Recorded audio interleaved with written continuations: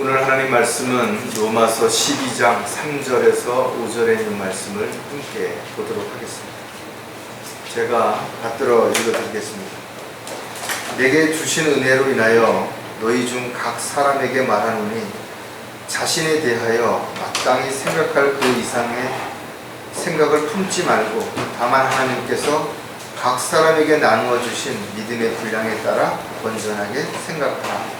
우리가 한 몸에 많은 지체를 가졌으나 모든 지체들이 다 같은 기능을 가진 것이 아니니 이와 같이 우리 많은 사람이 그리스도 안에서 한 몸이 되어 각 사람이 서로의 지체가 되었느니라. 잠깐 말씀을 위해서 기도드리겠습니다.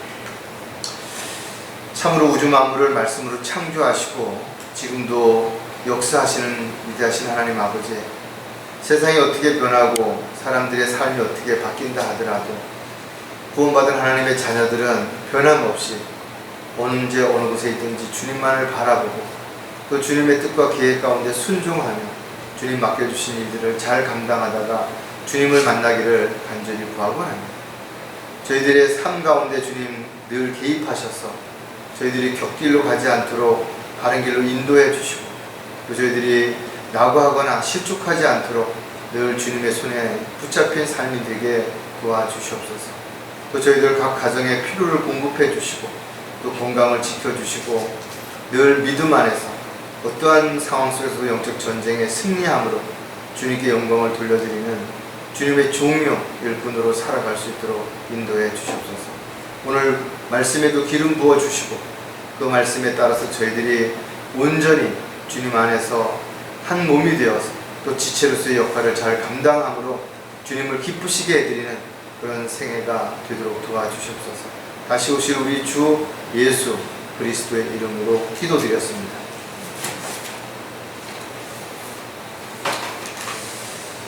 참으로 우리가 신앙생활을 하는 데 있어서 많은 어려움이 있죠. 많은 문제가 있죠. 많은 고난이 뒤따르는 것도 사실입니다.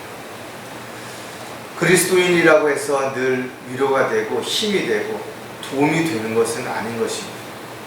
왜냐하면 육신적인 그리스도인들도 있고 또 타락한 그리스도인들도 있고 또 배교한 그리스도인들도 있기 때문에 그런 것입니다. 따라서 구원을 받았다 할지라도 육신적으로만 볼 때는 구원받지 못한 사람들보다도 더 인색하고 또 더 고집세고 자기 중심적인 그런 그리스도인들도 있을 수 있다는 것.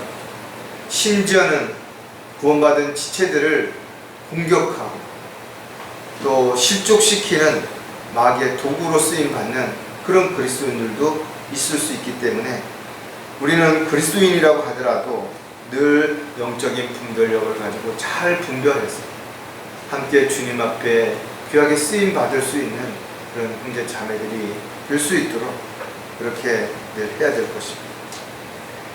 어떻게 보면 참 상식에 미치지 못하는 기본에도 어긋나는 그런 삶을 살아가면서도 입으로만 하나님을 사랑한다, 하나님을 위해서 자기가 모든 걸 포기했다고 그렇게 말하는 사람들도 있는 것이죠. 비록 그들이 입으로 그렇게 말한다 하더라도 그들의 삶을 통해서 변화되지 못한 타락한 성품들이 끊임없이 드러나 그가 가는 곳에는 늘 다툼과 분열 이런 것들이 일어나게 된다면 오히려 그런 사람으로 인해서 그들의 가족이 또 그들의 주변에 있는 많은 지체들이 피곤하고 힘들고 상처를 받을 수도 있다는 것이죠. 자신이 행함을 통해서 뭔가 그리스도인으로서 본을 보여주지 못한다면 오히려 자신의 어떤 잘못된 모습들이 다른 사람에게 영향을 미치고 또 다른 사람을 하여금 힘들게 만들 수도 있기 때문에 오히려 그런 사람들이 가는 곳곳마다 다양한 문제들이 야기되는 것을 우리가 분명하게 알 수가 있습니다. 그리스도인들은 정말 서로를 사랑하고 배려하고 세워주고 또 위로하고 격려하는 가운데 함께 주님의 사역을 이루어가야 할 그런 형제 자매들이에요. 그럼에도 불구하고 육신적인 자신의 어떤 유익을 위해서 또 자신의 어떤 기분이나 감정 때문에 지체들을 비난하고 욕하고 그래서는 안 된다라는 거죠. 성경은 그리스도인들을 토기장이가 직접 용도나 목적에 따라 빚은 그릇으로 그렇게 비유하고 있는데, 따라서 사람들은 모두 하나님께서 창조하신 목적이 분명 다르다라는 것입니다. 즉 그 그릇의 크기도 다르고 용도도 다르고 있어야 할 자리도 다르다라는 것입니다. 그래서 그 그릇을 만드는 과정도 다르고 또 다듬어지는 방법도 다르기 때문에 때에 따라서는 어떤 오해를 불러일으킬 수도 있겠죠. 따라서 모든 것을 자기와 비교해서 판단하고 평가하는 것이 아니라 우리는 모두 하나님의 뜻과 계획 가운데서 다 도구요 일꾼이라는 사실을 인정한다면 서로가 자신의 역할 또 자신의 위치에서 최선을 다할 때 자신은 물론 함께하는 모든 그리스도인들에게도 놀라운 좋은 결과가 일어날 수 있다는 거죠. 오늘 설교 제목은 지체로서 잊지 말아야 할 사실들입니다. 지체가 된다는 건 너무나 소중한 것이고 지체가 되었다는 것은 너무나 감사한 일이죠. 그렇다면 늘 지체로서 자신의 어떤 권리를 주장하고 유익만을 추구할 것이 아니라 마땅히 지체로서 해야 할 역할이 있다는 거죠.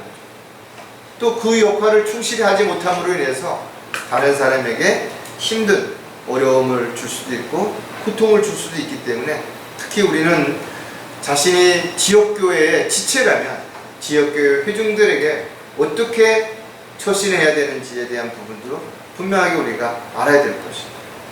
주님의 몸에 붙어있는 각 지체는 있어야 할 위치와 해야 할 역할이 다르다라는 것. 마치 우리 몸에 오장육부가 있고 그 외에도 많은 기능을 하는 어떤 부분들이 있죠. 이것처럼 각자가 역할이 있는 것입니다.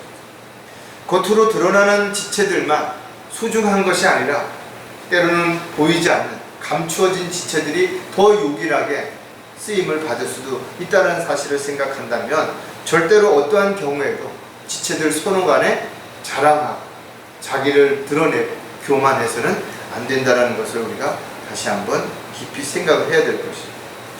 하지만 지체가 자기 역할을 하기 위해서는 반드시 구원받은 이후에 진리의 지식으로 성장을 해야 되는 것입니다.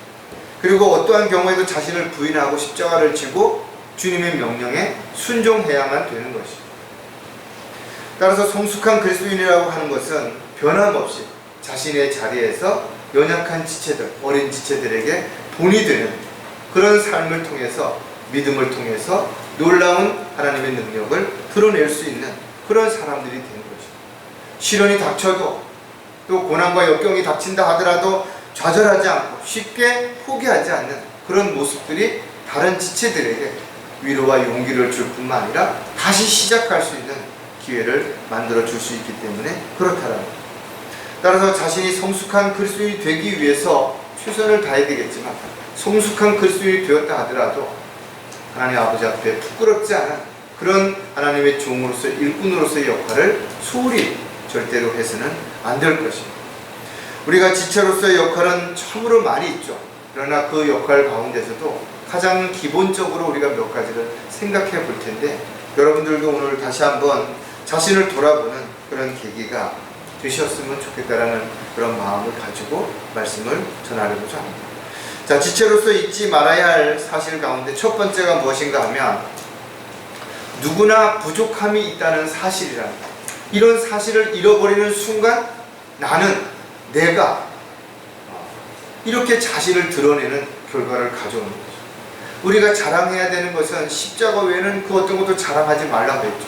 주 안에서 주님을 높이는 주님으로 인해서 일어났던 아름다운 간증들을 우리가 나누는 것이지 자기를 자랑하는 것은 절대로 있어서는 안 된다는 거죠. 하물며 아직도 많은 사람들이 자신이 무엇을 했더라, 내가 이 교회를 위해서 어떻게 했더라, 이렇게 이야기하고 있다. 그러나 실질적으로 그 사람이 무엇을 어떻게 했든 간에 그것이 사실이라 할지라도 하나님의 능력으로 하나님의 인도하신 가운데 그 일들이 이루어졌기 때문에 이 모든 것들을 이루신 것은 결국 하나님이시고 거기에 우리는 쓰임받는 하나의 도구에 불과하다는 것을 인정해야 된다는 것이죠. 우리가 아무리 돌아봐도 완벽한 사람은 없죠.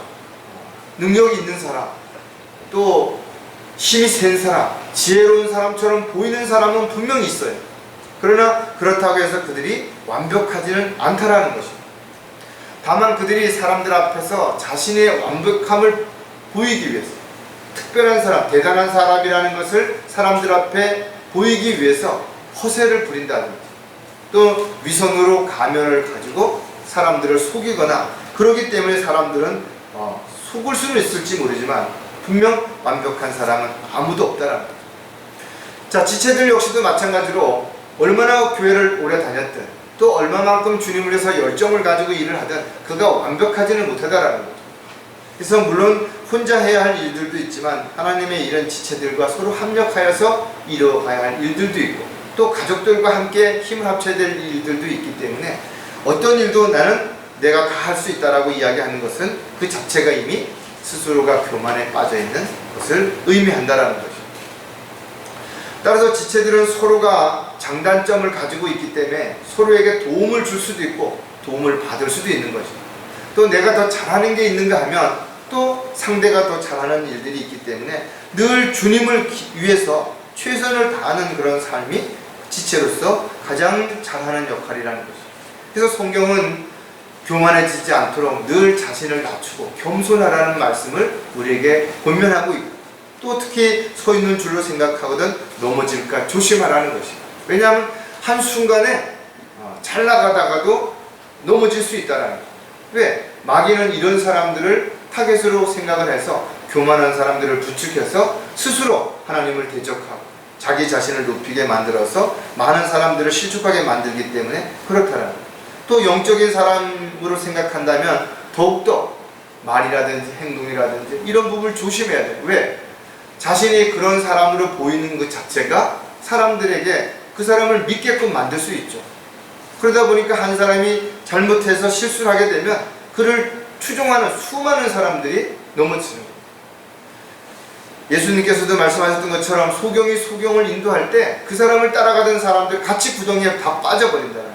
오늘날 사이비 종교 또는 어떤 그런 이단 이런 것을 내세워서 사람들을 현혹시키는 그런 종교 지도자들, 그들을 따라가는 사람들, 수없이 많은 사람들이 한순간에 그렇게 무너져 내릴 것이고 결국은 지옥으로 갈 수밖에 없다는 거죠. 영적인 일에는 언제나 마귀의 공격이 있기 때문에 아무리 능력이 있고 헌신적인 사람이라 하더라도 늘 영적 전쟁에서 승리할 수만은 없는 거예요.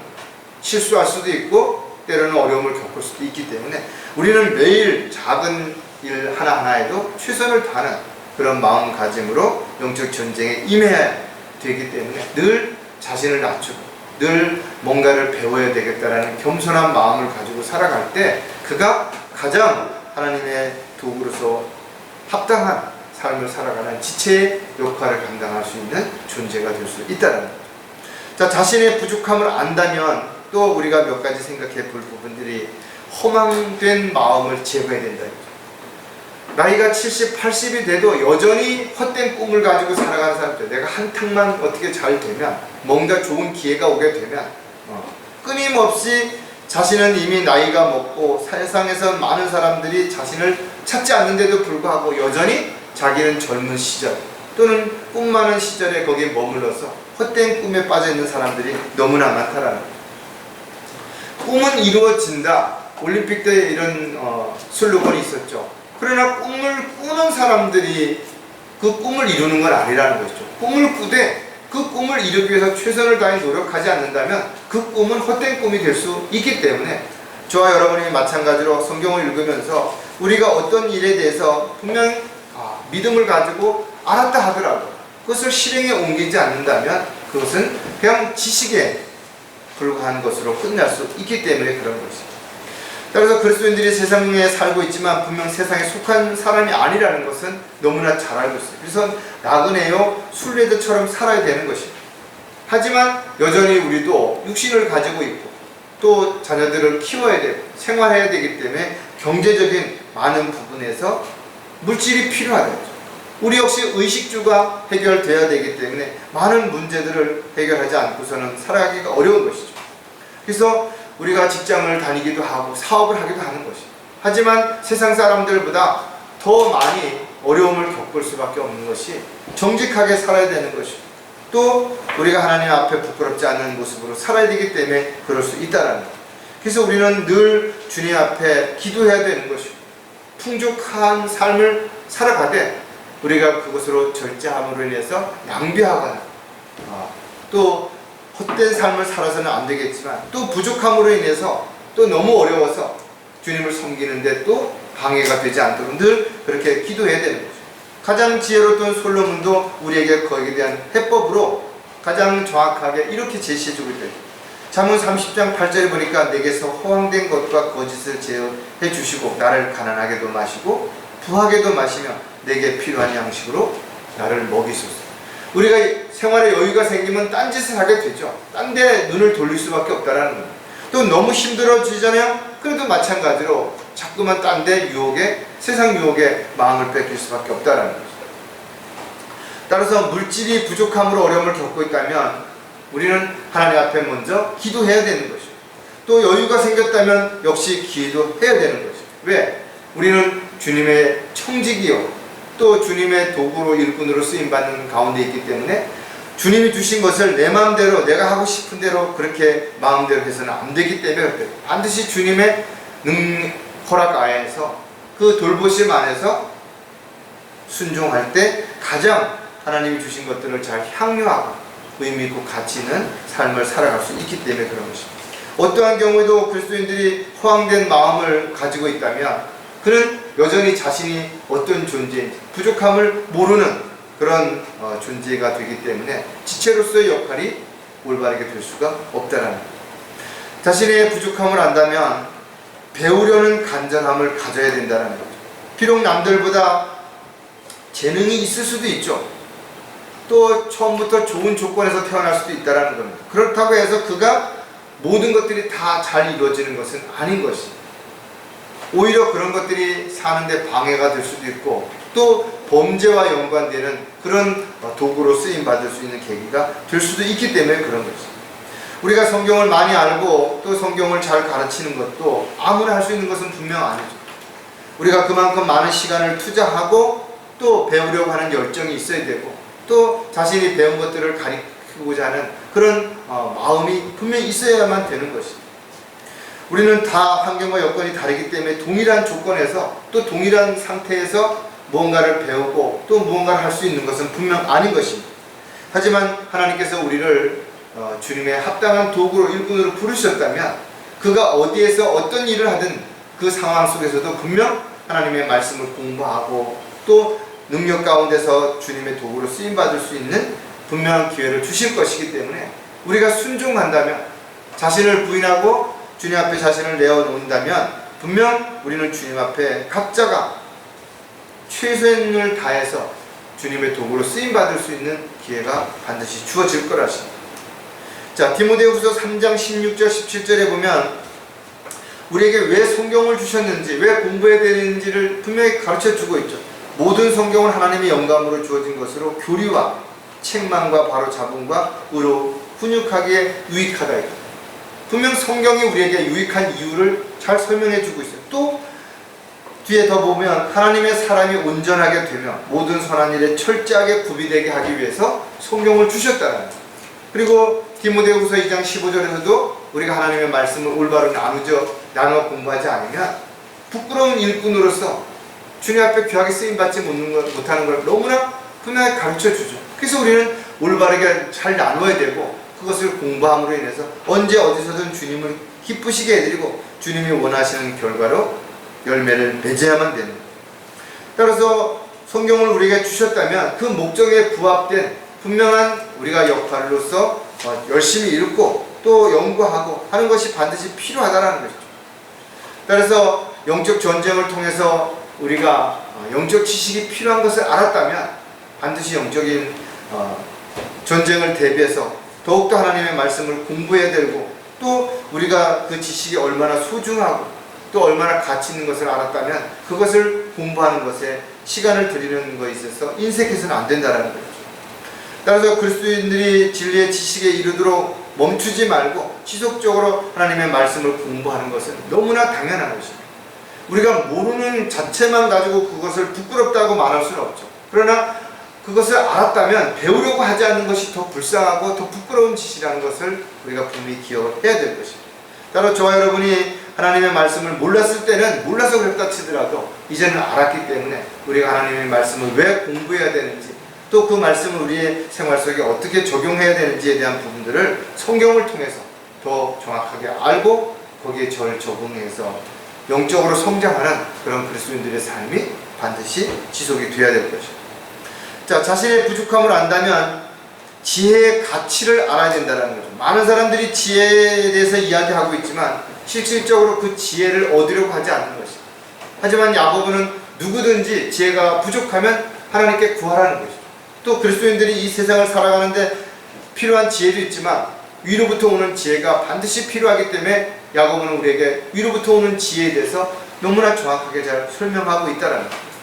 아무리 인간의 지혜가 대단하다 하더라도 하나님이 보시기에는 참으로 어리석은 것에 불과한 것이에요. 따라서 저와 여러분은 어떤 경우에도 하나님의 지혜를 가지고 모든 것들을 판단하고 결정할 수 있는 계기가 되어야 되는 것이죠. 그래서 이는 지혜를 얻는 것이 은을 얻는 것보다 낫고 그 유익이 정금보다 더하다.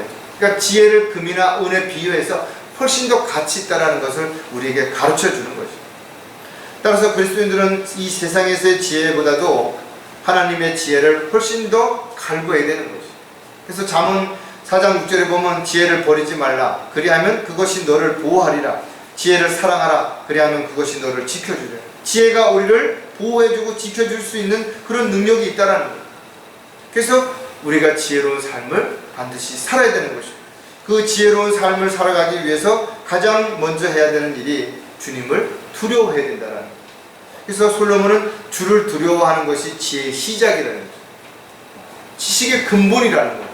그렇다면 왜 하나님을 사람들은 두려워하지 않는가? 그들이 근본적으로 지혜가 없기 때문에 그런 거죠. 하나님을 두려워하지 않는 이유는 간단한 거예요. 하나님을 모르기 때문에 그들은 하나님을 두려워하지 않는다는 거예요. 따라서 지혜로운 자는 세상을 두려워하거나 사람을 두려워하지 않는 것으로서 분명히 그것을 입증하고 있다는 거예요. 따라서 구원받은 그리스도인들이 여전히 사람을 두려워하고 세상을 두려워하고 있다면 그는 지혜롭지 못한 것이에요.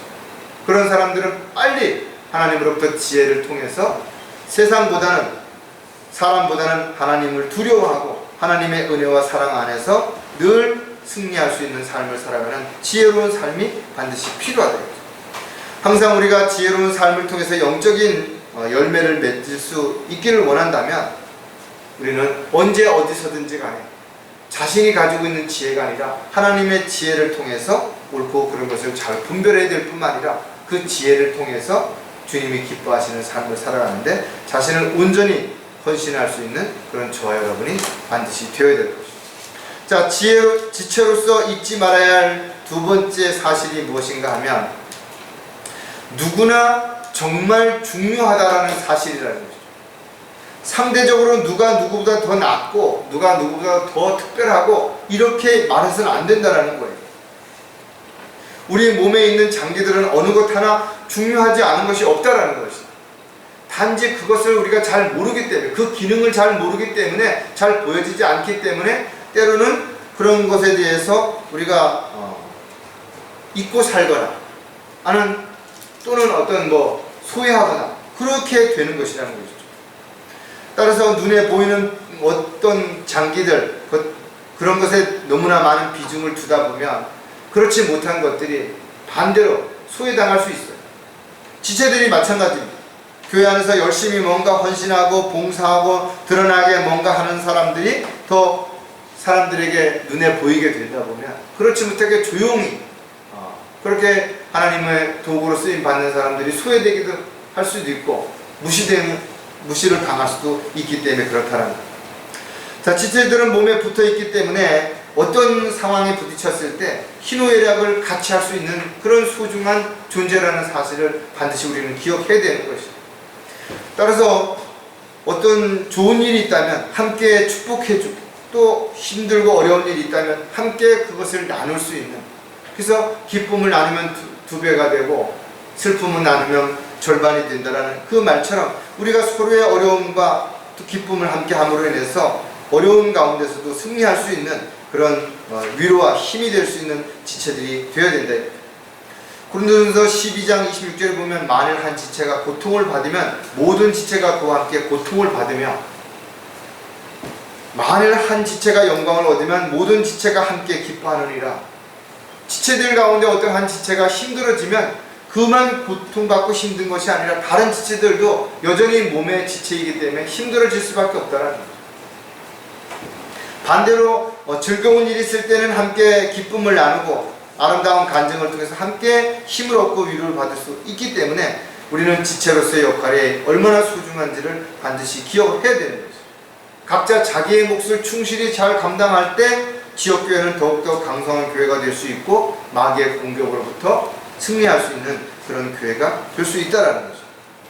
따라서 저와 여러분이 지체라면 지체로서 최선을 다해야 되고 자기가 있어야 할 자리, 해야 할 일들이 무엇인지를 늘 잊지 않는 가운데 나는 정말 소중한 존재, 없어서는 안 되는 그런 지체라는 자부심을 가지고 자존감을 가지고 우리가 교회에 왔어도 당당하고 또 자신의 어떤 역할에 최선을 다함으로 인해서 아름다운 간증들이 드러날 수 있어야 될 것이죠. 또 서로의 필요를 위해서 함께 기도하고 좋은 것들을 나눌 뿐만 아니라 늘 소중하다라는 그 사실을 잊지 않는 가운데 무릎을 꿇을 수 있는 저와 여러분이 반드시 되어야 될 것이죠. 자, 누구나 지체가 정말 중요하다면 서로를 위해 중보 기도해야 한다는 거예요. 자기 자신을 위해서만 또는 가족을 위해서만 무릎을 꿇는 것이 아니라 정말 지체를 위해서 기도해야 되는 거죠. 그리스도인들의 삶은 늘 기도가 시작이고 또 모든 것을 마쳤을 때도 역시 마무리는 기도라는 것입니다. 수없이 많은 기도를 여러분들이 드렸을 것이고 지금까지 말도 없이 많은 그런 기도가 응답이 되었을 것입니다. 그러나 돌아보면 힘들 때는 하나님 앞에 구했는데 그것이 해결되고 나서는 정말 진심으로 감사의 기도를 드린 적이 있는 것인가? 보면 지나칠 때도 얼마든지 있었을 수 있기 때문에 우리가 분명히 어떤 기도를 가지고 주님 앞에 매달렸다면 그 기도가 응답되어졌을 때 또한 감사하는 마음도 절대로 주님 앞에 돌려드리는 영광을 돌려드리는 것을 잊어서는 안 된다는 거예요. D.L. 무디만 5만 번의 기도가 응답됐다라고 이야기할 것이 아니라 저와 여러분도 지금까지 얼마나 많은 기도가 응답이 되었냐 이거죠. 정말 셀 수 없을 만큼 많은 기도가 응답이 되는 것이고 또 지금 우리가 기도하는 것들도 반드시 응답되어질 것입니다. 또 우리가 과거에 기도한 내용 중에 아직 응답이 안 된 것이 있다 하더라도 낙담할 필요가 없다 이거죠. 언젠가 그것이 또 응답되어질 수도 있기 때문에 그렇다는 거예요. 하지만 안타깝게도 교회를 다니는 많은 사람들 가운데는 하나님을 잘 모르기 때문에 또 구원받은 적이 없기 때문에 잘못된 기도를 하는 사람들이 많죠. 예수님 당시에도 그랬던 것처럼 중언부언한다든지 미사여구를 통해 가지고 뭔가 사람들에게 보이기 위한 가식적이고 형식적인 그런 기도를 하는 사람들이 많이 있었죠. 그리스도인들은 이런 쓸데없는 기도를 해서는 안 된다 이거죠. 올바른 기도를 드려야 되는 것이죠. 올바른 기도는 하나님 아버지 뜻대로 구하는 것이 올바른 기도인 것이죠. 또 우리가 하나님 앞에 기도했으면 믿음으로 기다릴 수 있는 그런 기도가 되어야 된다. 어떠한 경우도 의심해서는 안 되는 것이죠. 에베소서도 보면 모든 기도와 간구로 항상 성령 안에서 기도하고 이를 위하여 모든 성도들을 위하여 모든 인내와 간구로 깨어있으라 이거죠. 마지막 때가 가까이 올수록 더욱더 우리에게 요구되는 건 뭐예요? 정신을 차리고 깨어 기도하라는 것입니다. 왜? 우리가 정신을 차리고 깨어있지 않으면 마귀가 그 틈새를 비집고 들어와서 우리를 속이고 있기 때문에 자기 자신이 속는지조차도 모르는 상태에서 엉뚱한 짓을, 엉뚱한 일을, 엉뚱한 곳을 바라보는 그런 결과를 가져올 수 있기 때문에 그렇다는 거예요. 따라서 지체들이 힘들고 어려운 상황에 처해 있는지를 늘 살펴보고 무릎 꿇는 일을 절대로 중단해서는 안 된다.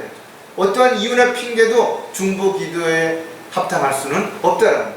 그래서 중보 기도는 역사하는 능력도 많지만 또한 우리가 기도의 빚진 자로서 마땅히 기도를 통해서 그 빚을 갚는 가장 좋은 방법이 바로 중보 기도하는 것임을 우리가 절대로 잊어서는 안 될 것입니다. 또 빌립보서 4장 6절에서도 아무것도 염려하지 말고 다만 모든 일에 기도와 간구로 너희의 구하는 것들을 감사함으로 하나님께 알려지라. 여러분들이 기도할 때 미리 걱정해서 하나님께서 들어주실까 안 들어주실까 이렇게 걱정할 필요 없다 이거죠. 왜? 하나님은 능력이 없으셔서 우리의 기도가 아무리 크다고 해서 그것을 못 들어주실 분도 아니시고, 또 하나님께서는 우리가 아주 작은 것, 사소한 것조차도 하나님께서는 다 들어주시기 때문에 아무리 작은 것도 우리가 필요하다면 하나님께 구하는 그런 기도가 반드시 필요하다는 거죠. 자, 지체가 누구나 중요하다면 함께 성령의 열매를 맺어야 한다는 거죠. 그리스도인들은 매일매일 자신의 삶을 통해서 열매가 맺어지는데 그것이 성령의 열매일 수도 있고 육신의 열매일 수도 있는 것입니다. 우리가 겉으로 드러나는 열매만 가지고서는 성령의 열매인지 육신의 열매인지 잘 구분이 안 되는 부분들도 있을 수 있어요. 하지만 그것이 시간이 지나고 또 상황을 살펴본다면 이것이 육신을 따라서 맺어지는 열매인지 성령을 통해서 맺어지는 열매인지를 확연하게 구분할 수 있다는 거죠. 성경은 열매 없는 어둠의 일들에 관여하지 말고 오히려 그것들을 책망하라고 했죠. 우리가 하나님의 자녀로서 또 그리스도인으로서 맺어야 하는 열매가 성령의 열매인데, 그런 성령의 열매가 아니라 단지 육신적인 열매를 얻기 위해서만 많은 시간을 투자하게 된다면 이와 같은 것으로 인해서 세상에서는 부와 명예와 권력을 누리고 살아갈 수 있을지 모르지만 주님 앞에 서게 되는 날 이 모든 것들은 다 불타없어져서 아무것도 남는 게 없어진다는 거죠. 따라서 저와 여러분은 성령의 열매를 맺기 위해서 끊임없이 성령의 인도하심과 성령님의 돌보하심 가운데 우리가 자신을 내어드릴 수 있어야 되는 거죠. 갈라디아서 5장 22절에 성령의 열매는 사랑과 기쁨과 화평과 오래 참음과 친절과 선함과 믿음과 온유와 절제니 그러한 것을 반대할 법이 없느니라 했죠. 우리는 이러한 열매를 매일 맺고 살고 있는지 한 번쯤 자신을 돌아봐야 됩니다. 그 사람이 어떤 사람인지를 알 수 있는 유일한 방법은 예수님께서 제자들에게 이렇게 비유로 말씀했대요. 그 열매를 보고 그 나무가 어떤 나무인지 알 수 있다. 좋은 나무에서 좋은 열매가 맺어지고 나쁜 나무에서 나쁜 열매가 맺어지는 게 너무나 당연한 거죠. 사과나무에서 사과가 열려야죠. 배나무에서 배가 열리는 것입니다. 콩 심은 데 콩 나고 팥 심은 데 팥 나는 것. 이것이 하나님의 원칙이라는 것입니다. 이것을 누구도 바꿀 수 없는 것이고 누구도 이것을 우길 수도 없다는 거죠. 따라서 저와 여러분은 자신의 삶을 통해서 드러나는 열매가 어떤 열매인지, 가장 대표적인 성령의 열매가 뭐예요? 바로 불령의 열매다. 자신의 입술을 통해서 복음이 선포됨으로 인해서 어떤 한 혼이 구원을 받고 하나님의 자녀가 된다면 아름다운 열매래요. 이보다 더 큰 열매가 없죠. 세상에 그 어떤 열매도 이보다 더 큰 열매가 없는 거예요. 천하보다 귀한 것이 바로 한 혼을 이겨오는 것이라는 거예요. 그만큼 가치 있고 귀한 일을 하나님께서는 우리에게 맡겨주셨고 그것을 우리가 이루기 위해서 지체들이 서로 힘을 합쳐서 또 내가 누군가에게 복음을 전하러 갈 때 사도 바울이 그랬던 것처럼 나를 위해서 입술을 열어 담대하게 복음의 신비를 말할 수 있도록 기도해달라는 부탁을 했던 것처럼 우리 역시도 마찬가지로 끊임없이 우리가 이와 같은 상황이 벌어진다면 지체들과 서로에게 기도 요청을 하고 또 서로의 위로와 힘을 합해서 함께 열매를 맺을 수 있는 그런 삶이 지속돼야 되는 거죠. 누구나 지체가 중요하다면 생활 속에서 풍요를 누려야 된다 이거예요. 정말 한 지체가 너무 힘들어하고 너무 고통받고 그렇다면 다른 지체도 편안할 수가 없죠. 여러분 가족을 하나를 예를 들면 가족 중에 누가 아파갖고 생활하는데 너무나 생활이 안 된다면 다른 지체들이 그로 인해서 기뻐하거나 또 신나할 수가 없는 그런 상황이 되는 거예요. 지체들도 마찬가지라는 거죠. 따라서 그리스도인들이라고 해서 누구나 가난하고 빈곤하게 살라고 성경은 기록하고 있지 않다 이거죠. 오히려 예수님께서는 주 안에서 풍성한 삶을 누리라고, 하나님은 풍성하신 분이니까 그분께 풍성함을 구하라는 것이죠. 그리고 주는 자가 복이 있다라는 말은 내가 뭔가 가지고 있어야 나눌 수 있는 거 아니에요. 아무리 마음속으로는 주고 싶어도 가진 게 없는데 어떻게 나누냐는 거죠. 따라서 주님께서 우리에게 말씀하시는 복은 오직 풍요로운 삶이 물질적인 풍요만을 의미하는 거 아니에요. 아무리 물질이 풍요해도 마음이 괴롭고 또 영적인 삶이 비폐하다면 이것은 하나님 보시기에 결코 풍요한 삶이 될 수 없기 때문에 그런 것이죠. 따라서 자신이 많은 것을 가졌다 할지라도 재물을 의지하지 말라고 성경은 우리에게 당부하고 있죠. 왜? 재물을 의지하면 그때부터 하나님과 재물 사이에 결국은 양다리를 거치게 되고 전적으로 하나님을 신뢰하지 못하기 때문에 세상을 사랑하게 되면 하나님과 원수가 될 수밖에 없다는 것을 우리에게 가르쳐주는 거예요. 디모데전서 6장 17절에 보면 이 세상에 있는 부유한 자들에게 명하여 마음이 교만해지지 말고 불확실한 재물에 소망을 두지 말며 오직 우리에게 모든 것을 풍요하게 주셔서 향유케 하시는 살아계신 하나님께 두라. 우리의 마음을 어디에 두어야 되냐면 주님께 두라는 거죠. 그렇게 했을 때 주님께서는 우리에게 풍요하게 주셔서 향유하게 해주신다라는 거예요. 많은 걸 가지고서도 사용할 수 없는 사람은 그것은 향유할 수가 없기 때문에 그런 것이에요. 하나님의 분명한 약속은 그리스도 예수를 통하여 영광 가운데 그 풍요함을 따라 너희의 모든 필요를 채워주실 것이라고 약속하신 것이에요. 이 약속은 변함이 없으시다라는 거죠.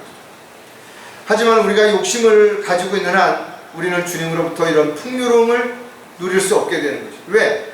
우리가 가지고 있는 육신의 욕심은 눈으로 만족하지 못하기 때문에, 귀로 듣는 것으로 만족하지 못하기 때문에 그렇습니다. 그래서 늘 채워지지 않으니까 뭔가 욕심을 채우려고 끊임없이 불필요한 곳에 마음을 두고 쓸데없는 것에 눈을 돌릴 수밖에 없다라는 거예요. 따라서 주 안에서 영육간의 풍요를 누리되 육신의 정욕을 따라 살지 말아야 되는 것이고 주님이 주신 참된 자유를 육신에 위한 계획을 위해서 사용하지 말라고 우리에게 권면해 주는 것이죠. 따라서 지체들은 모두가 소중하고 그 어떤 지체도 소중하지 않은 지체가 없다라는 거죠.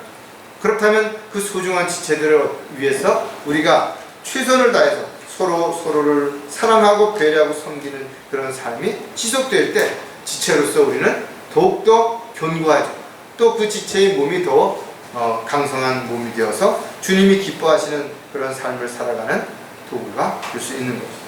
마지막으로 지체로서 잊지 말아야 할 사실이 무언가 하면 누구나 고난을 받는다는 사실이라. 겉으로 보기에는 참 어떤 지체는 힘들고 어려움을 겪는 것처럼 눈에 보여지는 게 있어요. 그러나 어떤 지체들은 말은 하지 않지만 훨씬 더 고난과 어려움을 겪는 지체들도 있다라는 거죠. 그만큼 성숙한 그리스도인들은 자신을 잘 드러내지 않기 때문에 또 마귀에게 틈을 잘 주지 않기 때문에 얼핏 보면 잘 모를 수도 있어요. 그러나 좀 더 생각해보고 기도해보면 영적으로 성숙한 그리스도인들일수록 더 많은 마귀의 공격을 받는다라는 거예요. 헌신하고자 할 때 또 주님의 도구로 쓰임받고자 할 때 영적으로 성장하고자 할 때 훨씬 더 마귀의 방해가 심하다는 사실을 우리가 기억한다면 우리가 더 서로 지체들을 위해서 더 많이 기도해야 될 지체들이 어떤 지체인지를 더 우리가 생각할 수 있게 되는 것이죠. 따라서 세상 사람들도 살면서 이런저런 이유로 인해서 고난을 받는다고 말하고 있다 이거죠. 그러나 그들이 고난을 받는 여러 가지 이유 중에 하나는 자신의 욕심 때문에 또 잘못된 어떤 죄로 인해서 고난을 받는 것이죠. 그러나 구원받은 그리스도인들이 고난을 받을 때는 어떤 죄를 짓지 않고 잘못한 것이 없는데도 불구하고 고난을 받을 때가 있다라는 거죠. 왜? 주님께서 허락하신 고난이기 때문에 그런 거죠. 또 주님을 기쁘시게 해드리기 위해서 스스로 고난을 자초하고 헌신하기 때문에 그렇게 고난을 받을 수도 있다라는 거죠. 베드로는 믿음 안에 굳게 서서 그를 대적하라. 이는 세상에 있는 너희 형제들도 동일한 고난을 당하는 줄을 알라. 나만 힘들고 나만 어려운 것으로 알았는데 알고 봤더니 모든 지체들이 다 고난을 받고 있다라는 거죠. 또 모든 지체들이 고난을 받는 건 지극히 당연한 거죠. 왜? 주님이 오셨을 때 주님의 영광에 참여할 수 있기 때문에 그런 거죠. 즉 고난받는 자가 복이 있기 때문에 오히려 구원받은 이후에도 고난을 전혀 받지 않는다면 그는 복받은 자가 아니라는 것이죠. 사도 바울은 자신에게 닥칠 고난을 알고 있었음에도 불구하고 그는 복음의 길을 멈추지 않았던 이유가 무엇이냐. 하나님의 약속을 믿었기 때문에 그런 거죠. 또 자신이 받는 그 고난은 비교할 수 없는 상과 유업으로 보상된다는 것을 알았기 때문에 그것이 가능했다라는 거예요. 지금도 이 시대에 저와 여러분이 힘들고 어려움을 겪고 있는 그런 것들이, 고난을 받는 것들이 주님이 원하시고 기뻐하시는 일 때문이라면 여러분 감사하라는 거죠. 그리고 잘 참고 이겨냄으로 인해서 사도 바울이 디도에게 했던 것처럼 우리에게 주어지는 모든 것들이 오히려 주님의 영광을 돌려드리는 도구로서 쓰임을 받게 될 수 있게 된다. 자, 누구나 고난을 받아야 한다면 절대로 부끄러워하지 말아야 된다 이거죠. 고난을 당한다면 그것이 죄를 졌기 때문에 또는 자신의 욕심 때문이라는 것은 다른 사람이 아니라 자신이 알겠죠. 그러면 참으로 부끄러운 일이 분명하다 이거죠. 그러나 우리가 받는 고난이 주님을 기쁘시게 해드리기 위해서 받는 고난이라면 사람들이 뭐라고 하든 비난을 하든 욕을 하든 부끄러울 일이 아니라는 것이죠. 또 주님을 위해 또 자신에게 맡겨진 일들을 위해서 우리가 고난을 받는다면 오히려 감사하고 기뻐하라는 것이죠. 왜? 그로 인해서 주님을 기쁘시게 해드릴 뿐만 아니라 우리에게 또한 상과 유업이 끊임없이 쌓여지기 때문에 그렇다는 것. 따라서 주님의 이름을 증거하기 위해서 고난을 받는다면 또 주님이 맡겨주신 일들을 감당하기 위해서 고난을 받는다면 오히려 기뻐하라는 것이죠. 디모데후서 1장 8절에도 보면 그러므로 너는 우리 주의 증거나 그의 죄수된 나를 부끄러워하지 말고 하나님의 능력에 따라 복음을 위하여 고난의 동참자가. 사도 바울이 복음을 전하다 감옥에 갇혔을 때 사람들은 그걸 보고 봐라, 저렇게 뭔가 하다가 감옥에 갇혔다 이거죠. 하나님이 계셨다라면 저렇게 했겠냐 라고 비난하는 사람들도 있었겠죠. 그러나 사도 바울은 형제 자매들에게 기도를 부탁하면서 이렇게 말했다. 나로 인해서 부끄러워하지 말고 오히려 너희들도 고난의 동참자가 되라는 것이죠. 저 여러분은 주 예수 그리스도를 믿음으로 인해서 고난의 증인이고 또 예수 그리스도의 증인으로서 마땅히 우리는 이 세상을 살면서 마귀와의 싸움에서 승리하기 위해 때로는 엄청난 고난을 받게 될 수도 있고 또 손해를 볼 수도 있는 것은 너무나 지극히 당연하다는 거예요. 그렇다면 왜 하나님께서 나에게 고난을 허락하시는가? 그 고난을 받은 이후에 나에게는 어떤 유익이 있는가? 이런 부분들을 정확하게 살펴볼 때 힘을 얻을 수 있고 또 위로를 받을 수 있게 되는 거죠. 자녀이면 또한 상속자들이니 하나님의 상속자들이요 그리스도와 함께 공동 상속자들이니 우리가 그와 함께 영광을 받기 위해서는 고난도 함께 받아야 하리라. 우리가 왜 고난을 받아야 되는지에 대한 분명한 이유가 여기 있다 이거예요.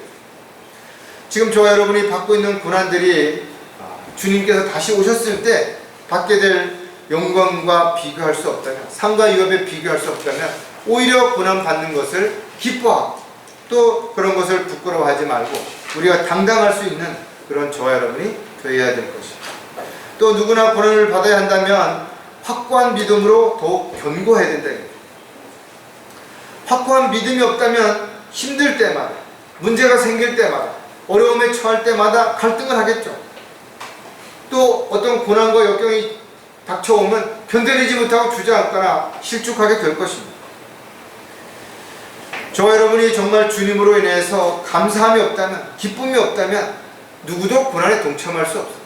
왜? 고난 자체는 힘든 것이기 때문에 그런 거죠. 따라서 저와 여러분이 어쩔 수 없어서 마지못해서가 아니라 정말 하나님이 기뻐하시는 그 일을 알기 때문에, 내가 고난받음으로 인해서 주님 앞에 영광을 돌려드리는 것을 알기 때문에 고난받기를 원한다면 우리는 어떤 고난도 능히 이겨낼 수 있는 확고한 믿음을 가지고 시작하는 것이기 때문에 낙담하지 않고 지속적으로 그 일을 이루어갈 수 있다는 거예요. 베드로전서 5장 10절에도 보면 그러나 모든 은혜의 하나님 곧 그리스도 예수로 인하여 그의 영원한 영광으로 우리를 부르신 분께서 너희가 잠깐 고난을 받은 후에 너희를 온전케 하시고 견고케 하시며 힘을 주시고 확고히 하시는 거예요. 우리가 이 세상을 살아가면서 고난받는 세월이 길다 하더라도 주님이 보실 때 잠깐이라는 거죠. 안개와 같이 지나가는 짧은 시간 동안에 우리가 고난을 받게 된 것이라면 그것이 장차 주님 앞에 섰을 때는 영원히 우리에게 주시는 상과 유업으로 비교할 수 없는 놀라운 성과가 우리에게 주어진다는 거죠. 빌립보서에도 보면 그리스도를 위하여 그것이 너에게 주어진 것은 그를 믿을 뿐만 아니라 그를 위하여 고난도 받게 하려는 것이다. 저 여러분이 주님을 믿고 주님의 뜻과 계획 가운데 살기 위해서 우리에게 많은 것들을 주셨죠. 그러나 그것으로 인해서 우리가 많은 특권을 누리는 것뿐만 아니라 고난도 받아야 되는 것을 우리에게 분명히 가르쳐 주는 것입니다. 따라서 어떠한 상황이나 여건에서도 확고한 믿음을 가지고 견고하게 자신의 믿음을 지킬 수 있다면 하나님의 약속을 누구나 기다릴 수 있게 됩니다. 그러는 사람들은 주님이 다시 오심을 간절히 소망하며 기다리는 가운데 하루하루를 승리할 수 있는 열매 맺는 삶이 반드시 이루어질 수 있을 것입니다. 자, 누구나 고난을 받아야 한다면 어떤 위협에도 동요되지 말아야 한다 이거죠. 어떤 위협에도 때에 따라서는 형편없는 어떤 협박을 한다든지 공격을 한다든지 또는 어떤 비난을 한다든지 또는 뭐 사람들과 사람들 사이에 이간질을 한다든지 별별 사람들이 우리 주변에 많이 있다 이거죠. 하지만 묵묵히 선구자로 개척자로 앞서서 나가야 하는 사람들이라면 능히 이런 것들을 감수하고 나가 언제나 평탄한 길, 좋은 길만 있는 거 아니에요. 그런 길이라 했다면 누가 망설이겠냐. 다 앞서가겠죠.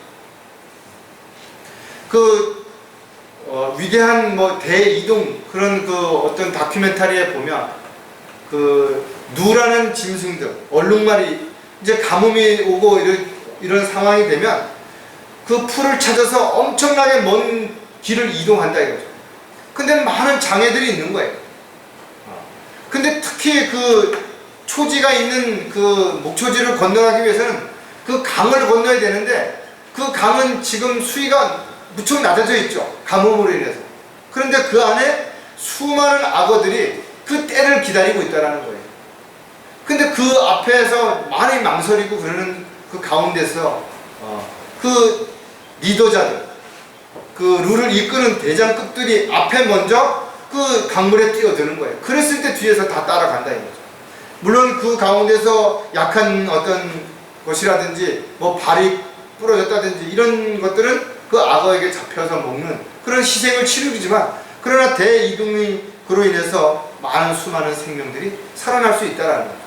마찬가지로 앞서서 가는 사람들은 반드시 이런 고난과 어려움이 있는 거 알겠지만 그러나 그것이 사명이고 또 그렇게 해야만 많은 사람들이 그 길을 갈 수 있기 때문에 그 길을 감수해야 돼요. 어쩌면 저와 여러분 모두가 이 영적인 불모지인 이 시대의 마지막 시대에 그 길을 감수해야 될 그런 선구자요 또 개척자 역할을 반드시 해야 될 것이죠. 자, 베드로전서 3장 14절에도 보면 너희가 의를 위하여 고난을 당하면 복이 있는 자들이니 그들의 위협에 두려워하지 말고 동요되지도 말아요. 영적 전쟁은 항상 죽음과 연관되죠. 실패하면 모든 걸 다 잃을 수도 있기 때문에 그런 것이죠. 따라서 어떤 상황에서도 우리는 흔들리지 말아야 된다. 만일 너희가 그리스도인으로서 고난을 당하면 부끄러워하지 말고 오히려 그 일로 인하여 하나님께 영광을 돌려야 된다. 위협에 동요되지 말고 그런 상황에 처했다고 해서 낙담하지 말아요.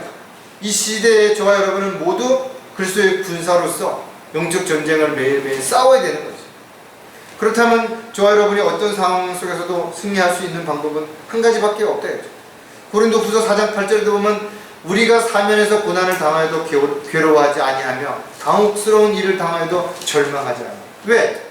주님께서 우리를 지켜주시고 돌봐주실 것을 믿기 때문에 그것이 가능하다는 거예요.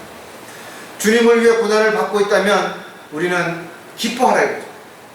반드시 우리는 승리할 수 있다. 왜? 주님이 우리를 버리지 아니하시고 끝까지 우리를 지켜주실 것이기 때문에 그런 거죠.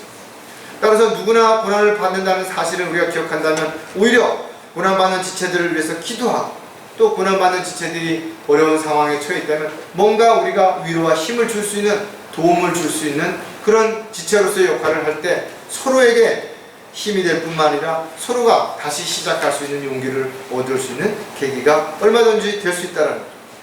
저와 여러분은 주 안에서 지역교회의 한 몸의 지체가 되었다 이거죠. 또 각자의 역할이 다르고 해야 할 일들이 다르지만 또 능력도 다른 것이 또 상황도 여러 가지 다를 수 있다 이거죠. 또 고난받는 일들도 다를 수 있다. 그러나 우리가 지체라면 서로를 위해서 함께 힘을 실어주고 서로의 위로와 힘을 합해서 이 어려움을 잘 극복해 나갈 수 있는 그런 저와 여러분이 되시기를 다시 한번 주님의 이름으로 부탁을 드리겠습니다. 기도하겠습니다. 하나님 아버지 참으로 감사를 드립니다. 저희들이 이 세상을 살아가는 동안 때로는 낙담할 때도 있고 또 실수할 수도 있고 엉뚱한 곳을 바라볼 때도 있습니다. 그런 오늘 말씀을 통해서 다시 한번 저희들이 몸에 붙어있는 지체라면 그 지체로서 자신의 역할이 무엇인지 또 어떻게 주님의 뜻에 합당한 삶을 살아야 되는지를 다시 한번 진지하게 생각하고 자신을 통해서 많은 지체들에게 힘과 위로가 될 수 있을 뿐만 아니라 더욱더 강력한 그리스도의 군사로서 주님의 사역을 이루어갈 수 있는 그런 지역교회가 될 수 있도록 저희들 모두에게 위로와 힘을 주실 뿐만 아니라 능력을 주시고 믿음 안에 굳건히 서서 주님을 위해 헌신할 수 있는 그런 저희들의 생애가 될 수 있도록 도와주시옵소서. 다시 오실 우리 주 예수 그리스도의 이름으로 기도드렸습니다.